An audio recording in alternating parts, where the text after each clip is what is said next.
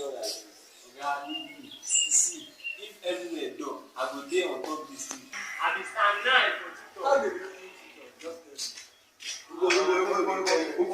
Have fun now. See, you're not be available. Why?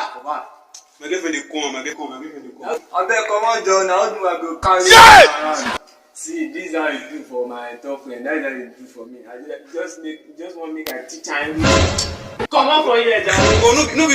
Okay, you mean say if I carry girl come here, you know go give me room. Your wahala too much. Okay, we are go bring am. Make we see. Me. Go bring am. This guy can do guy. You no sabi anything. Go give am girl like